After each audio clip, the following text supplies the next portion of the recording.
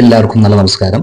തുടക്കം തന്നെ പറഞ്ഞോട്ടെ, ഇതൊരു ബോംബർ പ്ലെയിനെ പറ്റി, ലോകത്തിലെ ഏറ്റവും അഡ്വാൻസ്ഡ് ആയിട്ടുള്ള ബോംബർ പ്ലെയിനെ പറ്റി ഞാൻ വായിച്ചപ്പോൾ അത്ഭുതം തോന്നിയ കുറച്ച് കാര്യങ്ങളാണ് ഞാൻ ഈ വീഡിയോയിൽ കൂടെ പറയാൻ ഉദ്ദേശിക്കുന്നത്. നല്ല ഇൻട്രസ്റ്റിംഗ് ആയിട്ടുള്ള ഒരു സബ്ജക്റ്റ് ആണെങ്കിൽ തന്നെയും എനിക്ക് അറിവിൻ്റെ അപര്യാപ്തതയുണ്ട്. കാര്യം ഞാനൊരു സയൻറ്റിസ്റ്റോ അല്ലെ എയറോനോട്ടിക്കൽ എഞ്ചിനീയറോ ഒന്നും അല്ല. പക്ഷേ നമ്മൾ സാധാരണപ്പെട്ട ജനങ്ങൾക്ക് വായിക്കുമ്പോൾ അത്ഭുതം തോന്നിയ കാര്യങ്ങൾ ഞാൻ എൻ്റെ ഈ വീഡിയോ കൂടെ പറയാൻ ഉദ്ദേശിക്കുന്നു. 1 in 2 billion, അതായത് 200 കോടിയുടെ ഒരു അംശം ടെക്നോളജി, ഈ പ്ലെയിനെ പറ്റിയുള്ള ടെക്നോളജി മാത്രമേ ഞാൻ പറയുന്നുള്ളൂ. ഒത്തിരി കുറവാണെങ്കിൽ തന്നെയും ചില കാര്യങ്ങൾ ഇൻട്രസ്റ്റിംഗ് ആയിട്ടുള്ള കാര്യങ്ങളാണ്. ഈ വിമാനത്തിൻ്റെ പേര് അമേരിക്കയുടെ വിമാനമാണ്, ബോംബർ വിമാനമാണ്. ലോകത്തിലെ ഏറ്റവും വലിയ അഡ്വാൻസ്ഡ് ആയിട്ടുള്ള വിമാനമാണ്. ഈ വിമാനത്തിന്റെ പേര് B2 spirit stealth bomber aircraft എന്നാണ്. അപ്പോൾ ഈ ഒരു വിമാനത്തിന്റെ സവിശേഷത എന്തെന്ന് വെച്ച് കഴിഞ്ഞാൽ, നാളിതുവരെ ഒരു റഡാർ സിസ്റ്റത്തിനും അല്ലെങ്കിൽ ഒരു യുദ്ധത്തിനും ഈ കക്ഷിയെ വീഴ്ത്താൻ പറ്റിയിട്ടില്ല എന്നുള്ളതാണ്. ഈ പേരിൽ തന്നെ വ്യക്തതയുണ്ട്. Stealth bomber plane. സ്റ്റെൽത്ത് എന്ന് പറഞ്ഞു കഴിഞ്ഞാൽ റഡാർ സിസ്റ്റത്തിനെ ഇവൈഡ് ചെയ്യുന്ന ഒരു പ്രക്രിയ. അതായത് റഡാർ സിസ്റ്റത്തിന് ഇതിനെ കണ്ടുപിടിക്കാൻ പറ്റത്തില്ല. നമുക്കറിയാം, ഒരു യുദ്ധമുഖത്ത് ഒരു ചെറിയ ഡ്രോൺ പറന്നാൽ തന്നെ ആ ഡ്രോണിനെ അരിപ്പയാക്കി കളയും. അപ്പോൾ അങ്ങനെ ഒരു സാഹചര്യത്തിൽ ഇത്രയും ഭീമാകാരനായിട്ടുള്ള ഒരു വിമാനത്തിനെ ലോകത്ത് നാളിതുവരെ ഒരു റഡാർ സിസ്റ്റത്തിനും കണ്ടെത്താൻ കഴിഞ്ഞിട്ടില്ല എന്നുള്ളത് ഭയങ്കര അത്ഭുതം തോന്നുന്ന ഒരു കാര്യമല്ലേ. ഇതിന്റെ സൈസ് എത്രയെന്ന് ചോദിച്ചു കഴിഞ്ഞാൽ, വിങ് സ്പാൻ തന്നെ 172 അടിയുണ്ട്, നീളം 69 അടി, 18 ടൺ ഭാരം ചുമക്കാൻ കഴിവുള്ള ഒരു ഭീമാകാരനായിട്ടുള്ള ഈ പ്ലെയിനെ ലോകത്തെ റഡാർ സംവിധാനങ്ങൾക്ക് കണ്ടുപിടിക്കാൻ പറ്റിയിട്ടില്ല. ഏതോ ഒരു റഡാറിൽ കണ്ടത് ഒരു ഗോൾഫ് ബോളിന്റെ അത്രയും മാത്രം സൈസുള്ള ഒരു ഗോൾഫ് ബോള്, അത്രയും മാത്രം സൈസിൽ ഇതിനെ കാണാൻ പറ്റുള്ളൂ. കണ്ടു തീരുന്നതിന് മുമ്പ് അടി കിട്ടും. അപ്പോൾ ഇത്രയ്ക്കും അത്ഭുതകരമായിട്ടുള്ള കൗതുകകരമായിട്ടുള്ള കുറച്ച് കാര്യങ്ങൾ സാധാരണപ്പെട്ടവർക്ക് മനസ്സിലാകുന്ന കാര്യങ്ങളാണ് ഞാൻ ഈ വീഡിയോ കൂടെ പറയാൻ ഉദ്ദേശിക്കുന്നത്. ഈ ഒരു വിമാനം 1989 അമേരിക്ക രൂപകൽപ്പന ചെയ്തത്. ഒരു ബോംബർ വാഹിനിയാണ്. അപ്പോൾ B-52 അമേരിക്കയുടെ ബോംബർ വിമാനമായിരുന്നു. 1960 തൊട്ട് ഒരു 90 വരെ അനവധി 70ഓളം വിമാനങ്ങൾ അമേരിക്കയ്ക്ക് നഷ്ടപ്പെട്ടു. കാര്യം എന്താ? റഡാർ സംവിധാനത്തിനെ ഇവേഡ് ചെയ്യാൻ, അല്ലെങ്കിൽ ഒഴിഞ്ഞു മാറാൻ, അല്ലെങ്കിൽ കബളിപ്പിക്കാൻ ഒരു വിമാനത്തിനും പറ്റത്തില്ല. അപ്പോൾ അവർ ഡെവലപ്പ് ചെയ്ത 1989 ഡെവലപ്പ് ചെയ്ത സാങ്കേതിക മികവാണ് ഈ റഡാർ സംവിധാനത്തിനെ കബളിപ്പിക്കുക.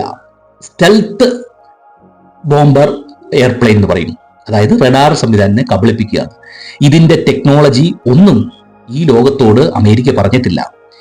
ഈ ഒരു വിമാനം ഏകദേശം 20 വിമാനമേ ഉള്ളൂ അമേരിക്കയ്ക്ക്. ഈ 20 വിമാനവും അമേരിക്ക തന്നെ ഓൺ ചെയ്യുകയാണ്. അമേരിക്കയ്ക്ക് വെപ്പൺസ് അല്ലെങ്കിൽ ആയുധങ്ങൾ വിൽക്കുന്ന തൊഴിലുണ്ട്. അമേരിക്ക ഈ ഒരു എയർക്രാഫ്റ്റ് മാത്രം കൊടുക്കത്തില്ല. ഇതിന്റെ ടെക്നോളജി, സ്റ്റെൽത്ത് ടെക്നോളജി ഒരു രാജ്യത്തിനും അറിയത്തില്ല. എല്ലാം ഒരു ഊഹാപോഹത്തിന്റെ അടിസ്ഥാനത്തിലാണ് വിലയിരിക്കുന്നത്. അത്രയ്ക്കും അഡ്വാൻസ്ഡ് ആയിട്ടുള്ള ഒരു പ്ലെയിനാണ്, അല്ലെ ഒരു ബോംബർ വിമാനമാണ് ഈ B2 സ്പിരിറ്റ്. ഇതിന്റെ അപ്ഡേറ്റഡ് അല്ലെ അപ്ഗ്രേഡഡ് വേർഷൻ മണിപ്പുരയിൽ നടന്നുകൊണ്ടിരിക്കുകയാണ്, B-21. അപ്പോൾ നമുക്ക് ആദ്യം ഇതിന്റെ സവിശേഷതകൾ എന്താണെന്ന് നമുക്ക് നോക്കാം. ആദ്യം തന്നെ പറയാമല്ലോ, ഇതിന്റെ സ്റ്റെൽത്ത് നമുക്ക് പിന്നീട് എക്സ്പ്ലെയിൻ ചെയ്യാം. അതായത് റഡാർ സംവിധാനത്തിനെ കബളിപ്പിക്കാം. രണ്ടാമത്തെ കാര്യം എന്തെന്ന് വെച്ചാൽ, ലോങ് റേഞ്ച് ഫ്ലൈറ്റ്. ഏറ്റവും കൂടുതൽ ഫ്ലൈറ്റ് പറന്ന് യുദ്ധം ചെയ്ത ഒരു ബോംബർ പ്ലെയിൻ ആണ്. അത് ഗിന്നസ് വേൾഡ് റെക്കോർഡിൽ പേരെഴുതിയിട്ടുണ്ട്. അതാണ് ഈ സ്പിരിറ്റ് B2. ഏകദേശം 70 മണിക്കൂർ നിർത്താതെ പറന്നു യവന്മാർ. പിന്നീട് ഒരു കാര്യം എന്താണെന്ന് വെച്ച് കഴിഞ്ഞാൽ, ഇതിന്റെ ഫ്യൂവല് ആകാശത്ത് വെച്ച് തന്നെ റീഫ്യൂവൽ ചെയ്യാം. അതായത് വേറെ ഒരു പ്ലെയിനെ വന്നിട്ട്, ഇത് കണ്ടില്ലേ, ഈ ഒരു ബോംബറിനെ ഫ്യൂവൽ അടിച്ച് കൊടുക്കുകയാണ്. അപ്പോൾ അങ്ങനെ ഒരു ടെക്നോളജി ഇതിനുണ്ട്. പിന്നെ വേറൊരു കാര്യം എന്താണെന്ന് വെച്ചാൽ, ഈ 2 പൈലറ്റുമാരാണ് ഇത് പറത്തുന്നത്.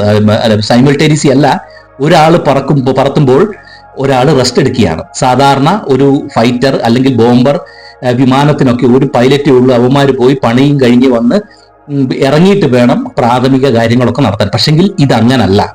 ഇത് പൈലറ്റുമാർക്ക് ആഹാരം കഴിക്കാൻ അവൻസ് ഉണ്ട്, ഫ്രിഡ്ജുണ്ട്, ടോയ്ലറ്റ് ഉണ്ട്, ഇങ്ങനെ സൗകര്യങ്ങളൊക്കെ ഉള്ള ഒരു ബോംബർ പ്ലെയിനാണ്. ഇത് ദീർഘദൂരം യാത്ര ചെയ്യുന്നതുകൊണ്ടാണ് ഇത്രയും സൗകര്യം കൊടുക്കുന്നത്. അതൊരു ഒരു പ്രധാന ഒരു കേസാണ്. വേറൊരു കാര്യം എന്തെന്ന് വെച്ച് കഴിഞ്ഞാൽ പ്രിസിഷൻ ബോംബിംഗ് എന്നുള്ളതാണ്. അതായത് ഒറ്റ വാക്കി പറയുകയാണെങ്കിൽ വെറും ഒരു പന്നിയിലി അല്ലെങ്കിൽ ഒരു കുഴിമയിലെ മാത്രം വെടിവെച്ച് അല്ലെങ്കിൽ ബോംബിട്ട് തകർക്കാൻ വരെ ഇതിന് പറ്റും. കാര്യം അത്രയും പ്രിസിഷനാണ്. ഒരു 10 മീറ്റർ അല്ലെങ്കിൽ ഒരു 100 മീറ്റർ എറർ മാത്രമേ, ഒരു വ്യത്യാസം മാത്രമേ വരുള്ളൂ. അത്രയും പ്രിസൈസ്ഡ് ആയിട്ടുള്ള ഒരു ബോംബിംഗ് ഫെസിലിറ്റീസ് ഇതിനുണ്ട്. നമുക്ക് കൂടുതൽ കാര്യത്തിലേക്ക് കിടക്കുകയാണെങ്കിൽ ആദ്യം തന്നെ ഇതിന്റെ സ്റ്റെൽത്ത് ടെക്നോളജി എന്താണെന്ന് നമുക്ക് നോക്കാം. സ്റ്റെൽത്ത് എന്ന് പറഞ്ഞു കഴിഞ്ഞാൽ നമുക്കറിയാം, ഒരു യുദ്ധമുഖത്ത് റഡാർ സംവിധാനങ്ങളാണ് മൊത്തം നടക്കുന്നത്. കാര്യം ഏതേലും ശത്രു രാജ്യത്തെ വിമാനമോ ഫൈറ്റർ പ്ലെയിനോ ബോംബറോ ഡ്രോൺസോ മിസൈലോ എല്ലാം വന്നു കഴിഞ്ഞാൽ സെൻസ് ചെയ്യുന്ന റഡാർ സിസ്റ്റം ഉണ്ട്. അതിനകത്ത് റഡാർ സിസ്റ്റം എന്താണെന്ന് നിങ്ങൾക്കറിയാം. മൈക്രോവേവ്സ് വിടുക, അത് റിഫ്ലക്ട് ചെയ്യുന്നത് സെൻസ് ചെയ്യുക. പിന്നെ വേറെ ടെക്നോളജികളുണ്ട്. എന്താ?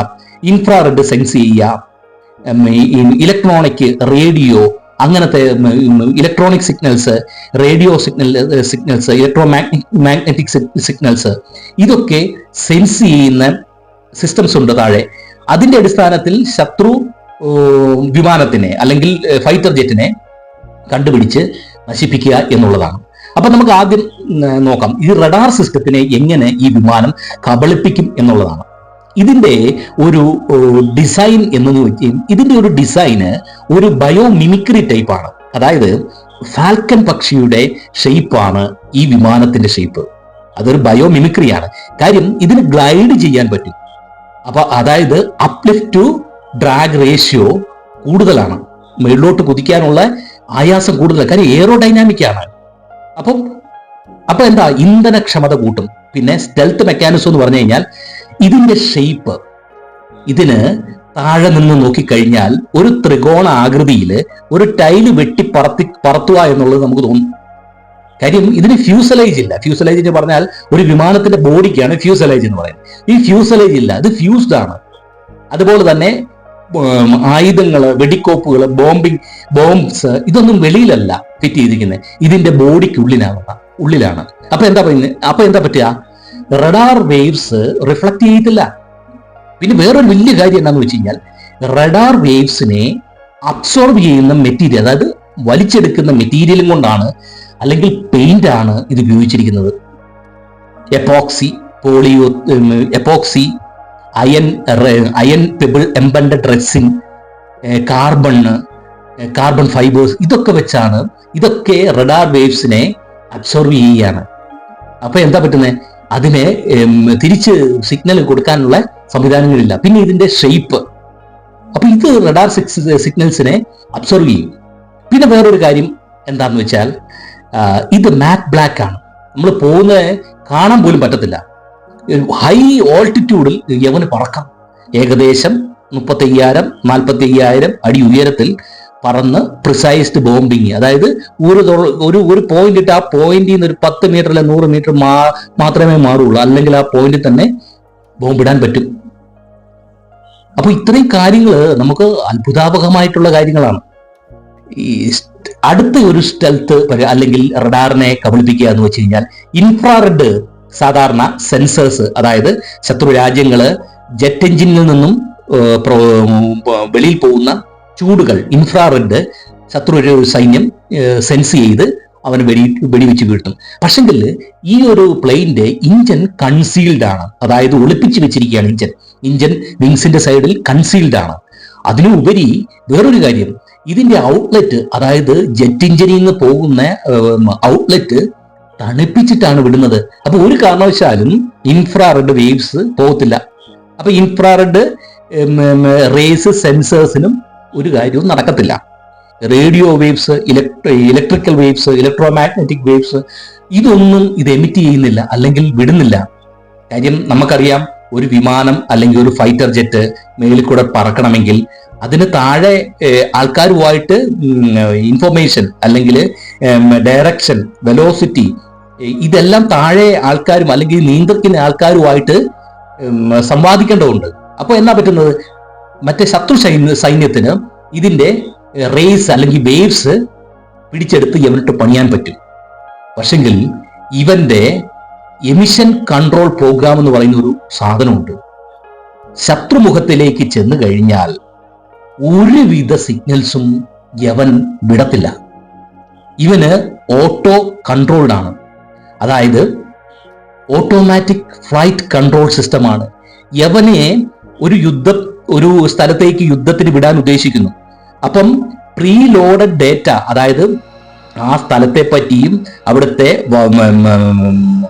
ടെറൈനെ പറ്റിയും അവിടുത്തെ ആ സ്ഥലത്തെ പറ്റിയും എവിടെയാണ് ശത്രു ഒളിച്ചിരിക്കുന്നതും ആ എല്ലാവിധ ഡേറ്റയും ഈ ഒരു മിഷന് മുമ്പ് പ്രീ ലോഡഡ് ആയിരിക്കും ഇതിന്റെ സിസ്റ്റത്തില്. ഈ സിസ്റ്റത്തില് പ്രീ ലോഡഡ് ആണ്. ഇതിന് ഈ ശത്രു പോർമുഖത്തിൽ എത്തിക്കഴിഞ്ഞാൽ ഇതിന് തന്നെ ഓപ്പറേറ്റ് ചെയ്യാൻ പറ്റും. അപ്പോ വെളിയിലോട്ടൊരു സിഗ്നൽ കൊടുക്കേണ്ട ആവശ്യമില്ല. അതായത് ഒരു ഗോസ്റ്റ് മോഡ് എന്ന് പറയും. സാധാരണ ഒരു ഓപ്പറേഷൻ അല്ലെങ്കിൽ ഒരു മിഷന് ഇത് പുറപ്പെടുമ്പോൾ ഇതിന്റെ കൂടെ യാത്ര ചെയ്യുന്ന അമേരിക്കയുടെ വേറെ ഒരു വിമാനമുണ്ട്. E3 സെൻട്രി എന്ന് പറയുന്ന ഒരു വിമാനമുണ്ട്. ഈ ഒരു വിമാനത്തിന്റെ ഗുണം എന്നാന്ന് വെച്ച് കഴിഞ്ഞാൽ ഇതിന് ഒരു പറക്കുന്ന റഡാർ സിസ്റ്റം ഉണ്ട്. ഈ റഡാർ സിസ്റ്റത്തിന്റെ കയ്യിൽ നിന്നുമാണ് യവന് സന്ദേശങ്ങൾ കൊടുക്കുന്നത്. അത് സന്ദേശം കൊടുക്കുന്നത് എങ്ങനെയാ? ഈ ശത്രു രാജ്യങ്ങളുടെ റഡാറിന് പിടിക്കാൻ മേലാത്ത രീതിയിലാണ് ഈ E3 സെൻട്രിയിൽ നിന്നും യവന് അത്യാവശ്യ ഘട്ടങ്ങളിൽ സന്ദേശം കൊടുക്കുന്നത്. നിങ്ങളൊരു കാര്യം മനസ്സിലാക്കണം, ഈ ശത്രു സൈന്യത്തിന്റെ എയർ സ്പേസിൽ നിന്നും 400 കിലോമീറ്റർ വരെ മാറിക്കൊണ്ടാണ് ഈ E3 സെൻട്രി, ഈ റഡാർ മെക്കാനിസം ഇതുമായിട്ട് ഓപ്പറേറ്റ് ചെയ്യുന്നത്.